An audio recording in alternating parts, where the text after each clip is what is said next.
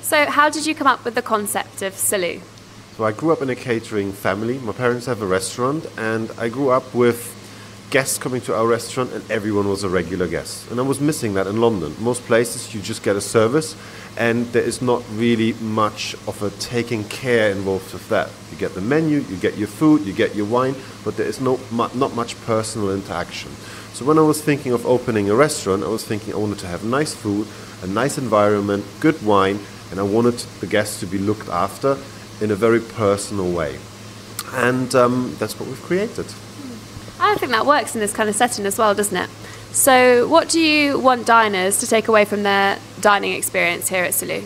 I want them to come in and have a really, really nice time. With friends, with families, have really high quality food, but not overly fussy service. I want the front of house stuff, I want them to just be there for the guest as if they're guests in your house.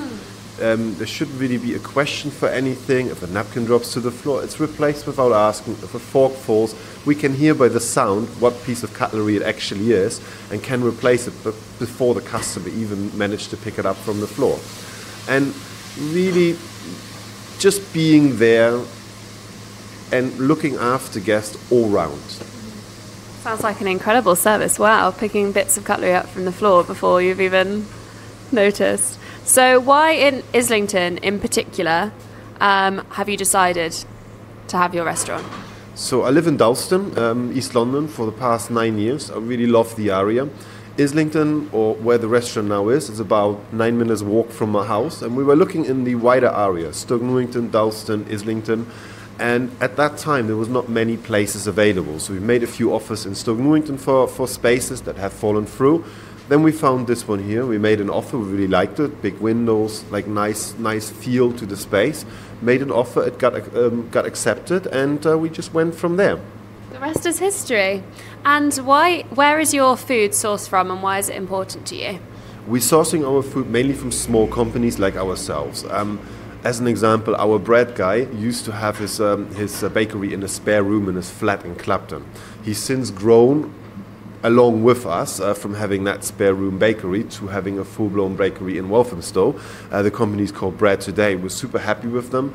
And we're looking to work with suppliers that are like us, small, ideally independent, and that we can support each other, that share the same ethos, that do organic product, that support small producers. Our wine suppliers, they import mainly small producers from all over the world. We've been with our two main wine suppliers since the beginning. We're very happy.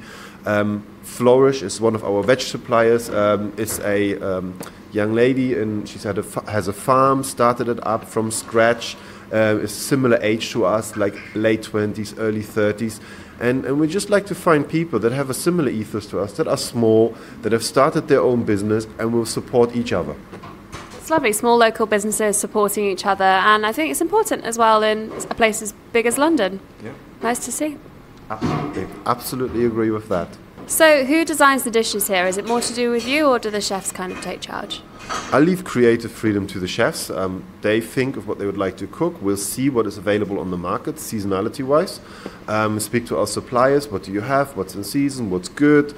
And so on. And the chef then works with that, comes up with the dishes, presents them to me. I'll sign them off. And if we're all happy, go on the menu.